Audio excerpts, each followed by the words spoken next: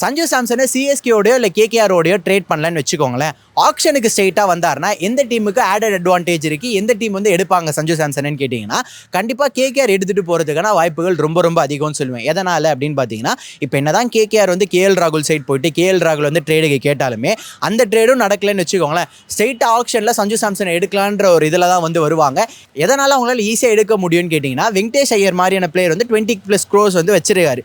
So maybe Venkatesh ஐயரை வந்து mini ஆக்ஷனில் விட்டுட்டு சஞ்சு சாம்சனுக்கு போகிறாங்க அப்படின்னா அவங்க கிட்ட அப்போயே 20 கோடி இருக்கும். இதை தாண்டி இன்னும் ஒரு சில வேண்டாத பிளேஸ்லாம் ரிலீஸ் பண்ணுறாங்க அப்படின்னா அப்போ 23 crores மேலே வந்து வச்சிருப்பாங்க. ஸோ ஒரு சஞ்சு சாம்சன் மாதிரியான ஒரு பிளேயருக்கு ஆன் அண்ட் அவுட் ஃபுல்லாக வந்து போகலாம். ரெண்டாவது கேகேஆருக்கு ஒரு நல்ல கேப்டன் தேவை. ஸோ கேப்டனுக்காக அவங்க வந்து எந்த எண்டுக்கு வேணாலும் போவாங்க.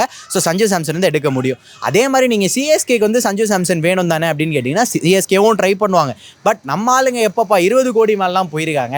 நம்ம ஆக்சைட்லேயே பார்த்தீங்கன்னா ரிஷப் பண்ட்லாம் வந்திருப்பார். ஸோ இப்போ வந்து சஞ்சு சாம்சனுக்கு 25 கோடி மேலே வந்து சிஎஸ்கே போய் ட்ரை பண்ணுறாங்க இந்த மினி ஆக்ஷனில் பண்ணால் அது அவங்க மெகா ஆக்ஷனில் ரிஷப் பண்ட்டே வச்சு எடுத்துருக்கலாமே. ஸோ இந்த மாதிரியான ஒரு சில விஷயங்கள்லாம் இருக்குது. என்னை பொறுத்தவரையும் ஆக்ஷனுக்கு மட்டும் சஞ்சு சாம்சன் வந்துட்டார்னு வச்சுக்கோங்களேன், கண்டிப்பாக கேகேஆர் தான் எடுப்பாங்க.